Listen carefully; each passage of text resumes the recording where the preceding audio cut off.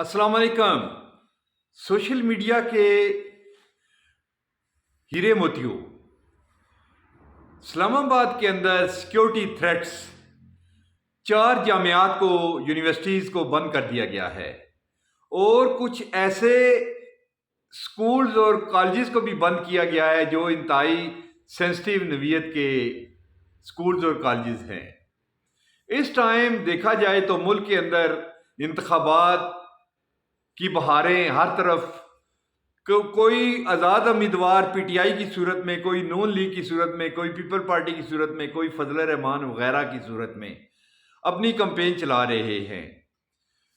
पाकिस्तान जब से मार्ज़े वजूद में आया, इसको सिक्योरिटी थ्रेट तो हमेशा ही रहे हैं।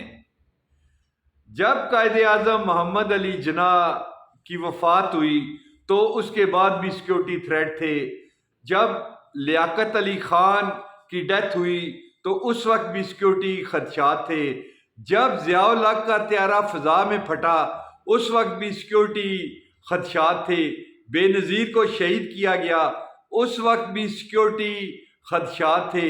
जब मुशर्रफ की हुकूमत थी उस वक्त भी सिक्योरिटी थ्रेट थे और आज भी सिक्योरिटी थ्रेट है।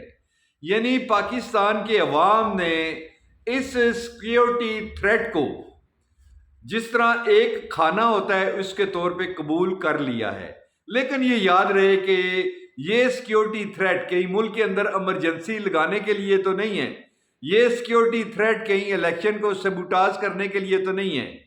मैं तमाम सियासी पार्टियों के लोगों से ये गुजारिश करूंगा कि वो अपने कैंडिडेट की और अपने जलसों की ख़ास तौर पे हिफाजत करें, क्योंकि कोई एक भी कौमी लीडर अगर अल्लाह ना करे इस हादसे में मर जाता है तो इसका मतलब ये है कि इलेक्शन की इमरजेंसी लगा के और ख़त्म करने की बहारें हो जाएंगी।